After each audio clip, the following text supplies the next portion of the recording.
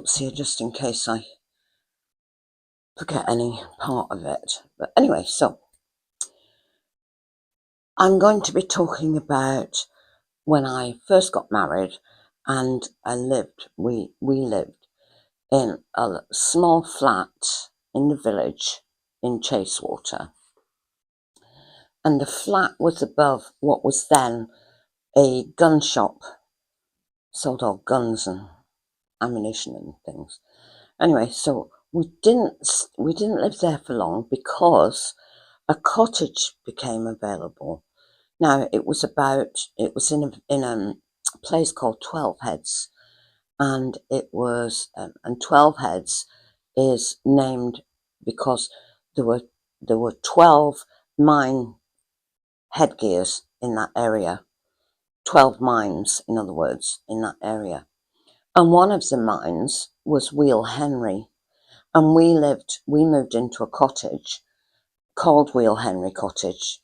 And it was right next to next to what would have been a mine, or near what would have been a mine. So we weren't long in the flat, so we moved to Wheel Henry Cottage. We were both working, my husband and I were both working at Wheel Jane Mine. He worked underground and I worked in the office. And so we had the chance of, the local farmer was subletting this cottage in the middle of nowhere from Lord Falmouth.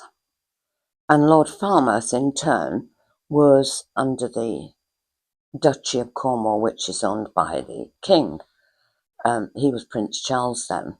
So we were renting the cottage from Prince Charles. We got this cottage. It was a 2-bedroom cottage, and it was old. It had no bathroom at all. And the toilet was right down the bottom of the garden. And the toilet was just an outdoor toilet. We were very posh because it was a flush toilet. So in those days, when we first got married, we didn't have a sink. And a lot of people were in that position, unless you were wealthy, ordinary everyday people.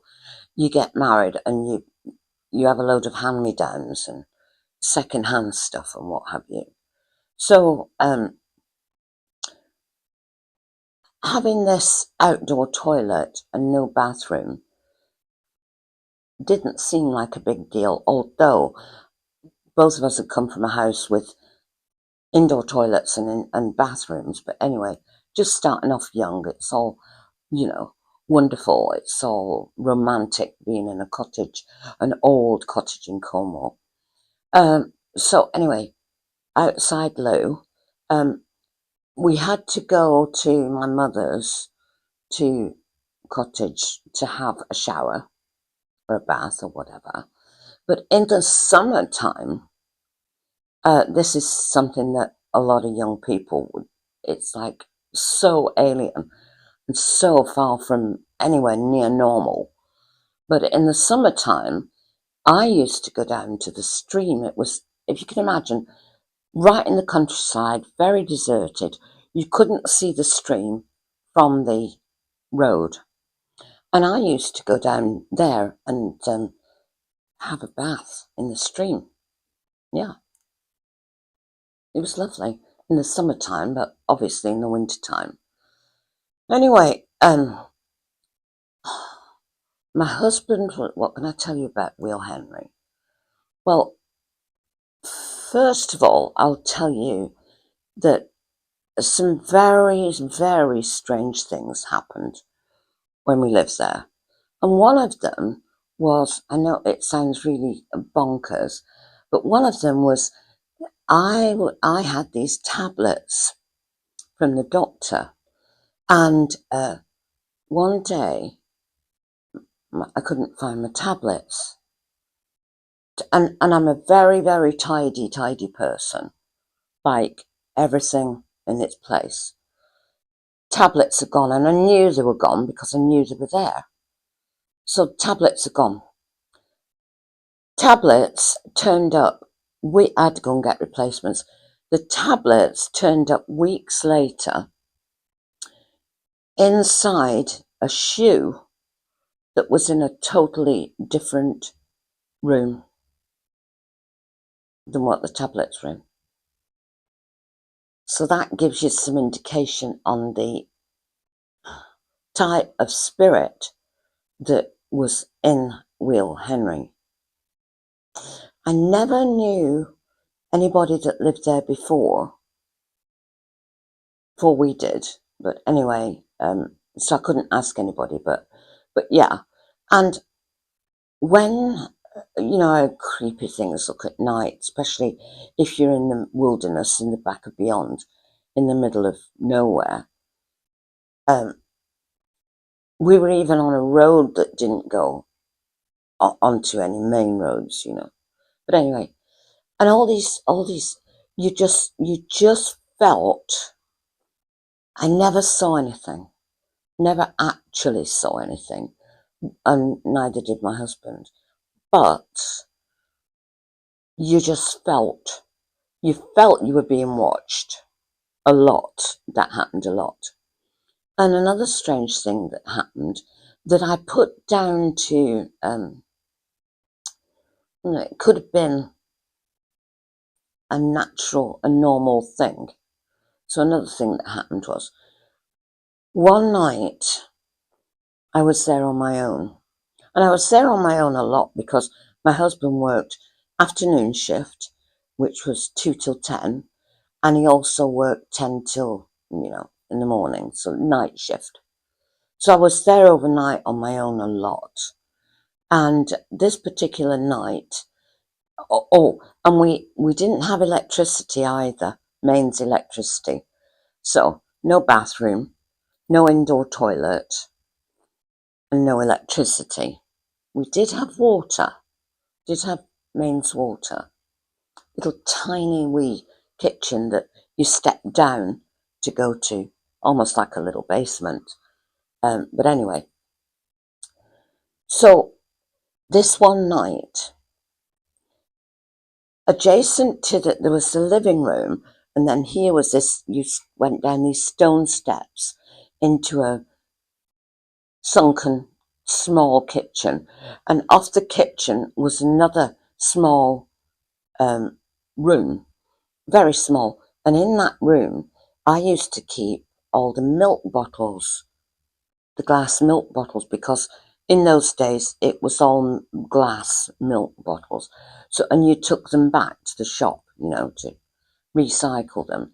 So in those days, so I used to keep them all there, all the empty milk bottles, till I got a load of them, and then I'd take them to the shop or give them to the milkman or whatever.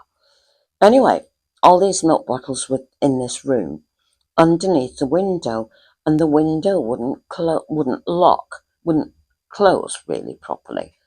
You could just open it from outside, didn't have a lock on it.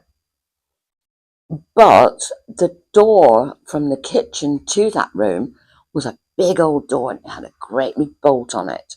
A great big bolt about that long. But all the milk bottles were underneath this window.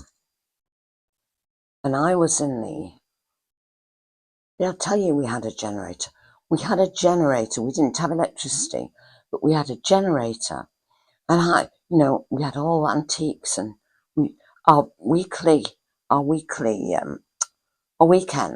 were spent going around all the antique shops in the area.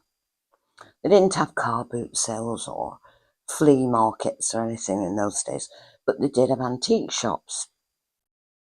And we loved it, and that was our hobby. And we were getting all these, antiques. But anyway, we had a generator.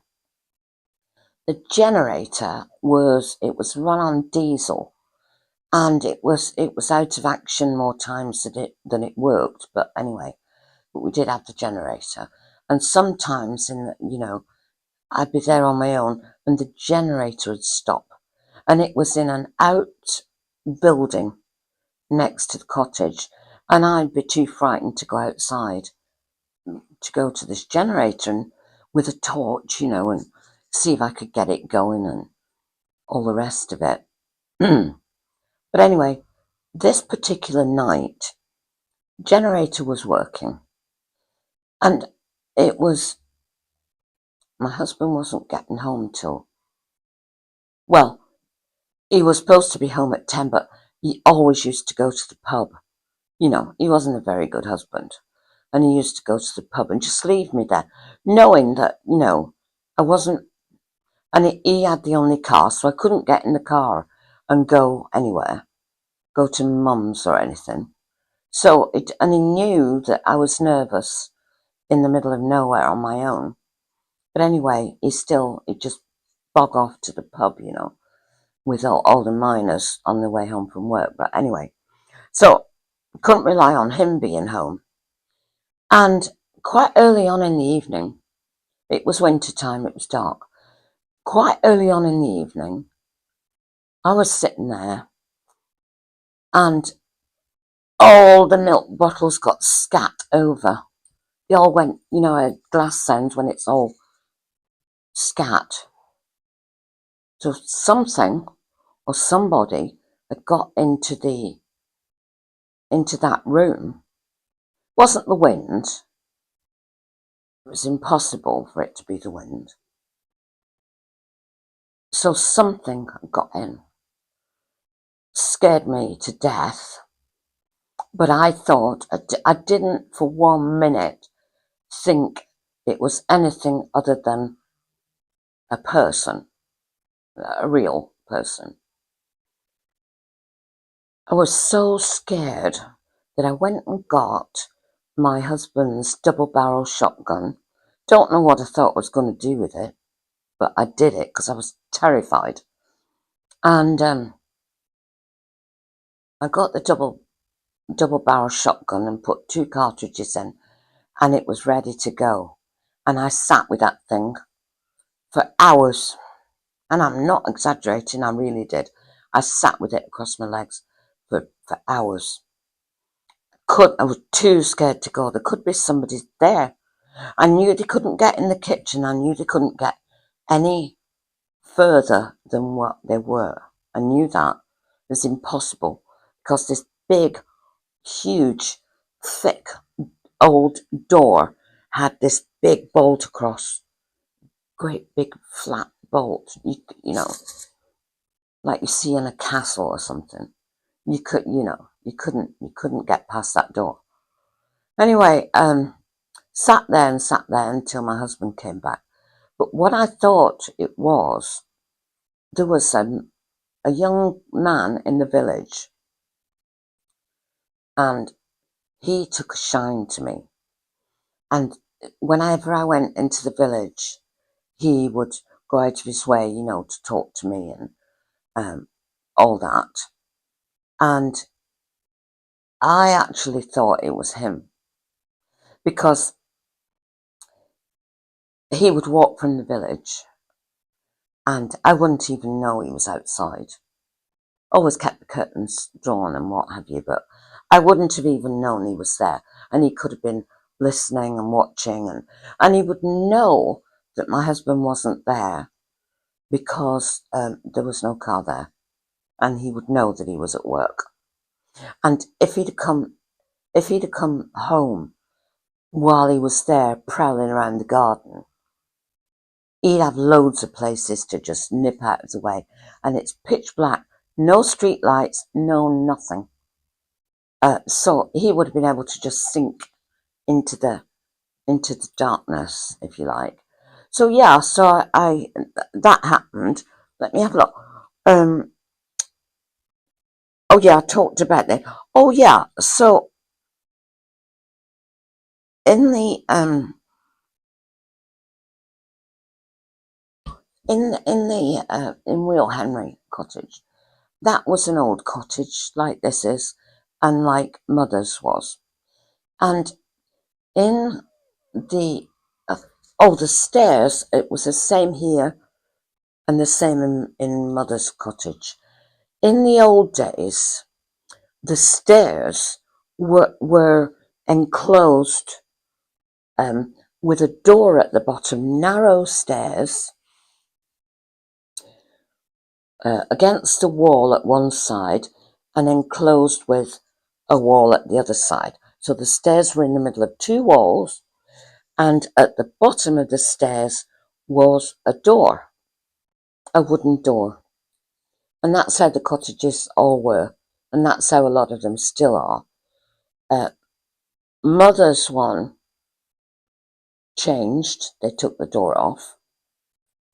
And this one here, this is completely different. This cottage once was 2 rooms, and the staircase came down to divide the 2 rooms. And that was like it. A wall on one side, wall on the other, and a door at the bottom. So you came in the door there into this room, and right ahead of you would have been a staircase going that way up. And these 2 rooms were separated, and this had a big Cornish range and acted like sort of living room cum kitchen type of thing. And that one was a sitting room, and they've got 2 fireplaces in one room, so you know it was 2. And the staircase now here runs up, instead of going that way from the front door that way, it runs up the side like that. So anyway, what I was getting to was that all Cornish cottages were like that, and they made them like that to keep them warm and secluded in the winter, you know, warm and cozy, I should say. Small rooms, very thick walls, kept it warm in the summer and, warm in the winter and cool in the summer. These rooms are very, very cool because of the thick stone walls. But anyway, so this one night in Wheel Henry Cottage, which had the stairs like that, I was on my own, and I heard somebody come down the stairs, and they never went back. They shouldn't have been there in the first place. So that was another thing. Scary, scary, scary. And you're listening all the time. And if the generator happens to go out that night, it's doubly scary, because we had oil lamps, you know, the old-fashioned oil lamps with the mantle and the glass dome thing. We had quite a few of those. We collected those. And candles, of course. And then that would make it even more scary, you know. But getting back, where was I? Right, back to the floorboards. Okay, so I mentioned in my previous video about the floorboards in the Cornish cottages. And it's the same with this one, it's the same with Wheel Henry, it's the same as Mother's Cosy cottage. And yeah, so anyway, the floorboards, the ceiling in the living room is the same floorboards as the floor in the bedroom above it. Do you know what I mean? So in other words, just floorboards serves both the ceiling in this room and the floorboards, the floor in the bedroom. And they're all, you know, all Cornish cottages are the same. So I was saying, so because the staircases are so narrow, you can't get things up and down. I suppose any big items had to be hoisted and through a window. But because the staircases are like they are, you know, enclosed, in other words, narrow, steep and enclosed, with a door at the bottom, all very difficult for getting things up and down. They used to put in a coffin hatch. So in the floorboards, they used to cut out, you know, enough room to put a coffin down through into the downstairs so that they could get the body out. And, you know, presumably people died up in the bedroom. So the undertaker would come and put them in the coffin and lower it through the coffin hatch. It was a lot more simple than trying to get a coffin downstairs. So, and that's what we've got here, coffin hatch. And Mother had one in Cosy, and Will Henry had a coffin hatch. So, speaking of coffins, let me tell you about the undertaker, the coffin maker. So let me set the scene. The village of Chasewater, lovely old-fashioned village, really old-fashioned, with old cottages and very old shop. There were shops, you know, little old-fashioned shops, and a bakery and that kind of thing, all old-fashioned, with all old-fashioned you know, interiors like shelving units and things. But anyway, the village of Chasewater had 3 pubs. All these villages had several pubs, you know. It was the heart of the village. And there was the top house, they called it the top house, the middle house, and the bottom house. And the bottom house was where we used to go all the time, you know, like when we were first married and young, you know. And the bottom house was the King's Head pub, old pub. But anyway, it was sort of on a corner, the King's Head, in the village. And just beside it was an old stone barn. And it was the traditional stone barn. And it had stone steps going up from the outside to the barn. You could go in the lower floor, of course, but to get to the top floor, you went up these stone steps and in. And I was just fascinated because in there was old Mr. Weir. And old Mr. Weir was the coffin maker. And you went in there and, oh, Mr. Weir, he could tell stories, you know, really old Cornish.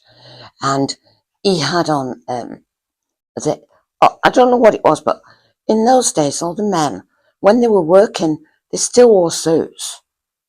You know, they were usually like worn and shiny and all that, but they still wore suits. I mean, my dad did. He'd be gardening in a suit jacket and a shirt. You know, maybe he'd have the neck open. He wouldn't have a tie on, but still he had a suit on. And old Mr. Weir had a suit on all the time. And when you went up these old stone steps and in, I just used to go in to chat to him, obviously. And all around, this wasn't very big, this barn, and it was just stone with a wooden floor. Just stone, that's all, wooden floor. No lights, no nothing. The only light came from the window and the door. And all around the walls were coffins, handmade coffins. Mr. Weir was the coffin maker for all the surrounding little villages, you know, like Blackwater and any surrounding 12 Heads and, you know, all those places just around that village. And he could tell some stories. Oh gosh, he used to tell me about the, you know, walking through the village at night and, you know, all that kind of thing, and the church, absolutely. So you went past the barn, Mr. Weir's barn, and just up the hill, and there's the church, and that's where my mother and father are buried. And lovely, lovely old church, really old, and the churchyard is on a slope, and it's all the graves are overlooking this valley, this beautiful valley. Very peaceful and gorgeous. And he used to tell me about that. And speaking of the valley and the churchyard, when I first went, well, when I came back from Canada, and I had my son, James, and he was just at junior school. And it was a little old-fashioned school opposite the church in Chasewater, and he went to that. He went to that school. And one day I took him to school, and I was standing at the wall of the churchyard, and I was picking the white bells. Well, actually, I thought they were white bells. They were garlic, wild garlic, and the white flowers. I like them. I like the smell of them. I've got loads of them now. And I was picking these. So can you imagine? It's deadly quiet. The graveyard was there, and I was picking these white garlic. And all of a sudden, this head pops up. This little man, little short little man, about 4'11", old, and with a suit. And he was the gravedigger, and in a suit. And he said, "Light white garlic, do he?" You know, in a real Cornish accent. He scared me to death. But anyway, started talking to him as well, and he told me about all the different legends and what have you. Yeah, it's really interesting place. Very interesting. Speaking of really old and cute villages, the doctor that we had lived in a big house in the village, and his front room was his surgery, and he just lived there. You know, like Doc Martin. If you've ever watched Doc Martin, that is a really good series, and it's set in Cornwall. And the doctor, Doc Martin, he lives in an ordinary, like a sort of cottage, and he's got his waiting room and his surgery just in the front part of the cottage. Well, this is what this was like in the in the 60s. The doctor in his house, and you went to his house, and there'd be about 2 people in there. You know, it was really cute and lovely. And in the village, lots of cottages on the roadside, they used to have little stalls, and it was they had an honesty box, and they'd have like vegetables that they've grown and plants and like bunches of flowers, sweet peas and things, all set out on a little stall, and it was so adorable, and you do see that actually in Cornwall quite a bit. As a matter of fact, there's a woman down the bottom of the road, and she's got a little stand thing with plants on it, cuttings. I give all mine to the animal charity shop, but that's what she's got. And anyway, those days have gone, I'm afraid. All those lovely little customs that and the coffin maker, they've all gone. Those days have gone. So I hope you've enjoyed our chat again. Wasn't too much ghostly goings on in this one, but there will be down the line, I'm sure. We're in haunted Cornwall, don't forget. So I'll say bye for now. Love chatting to you, and I'll see you next time. Meanwhile, sending lots of love from the land of mist and legend, Cornwall. See you next time.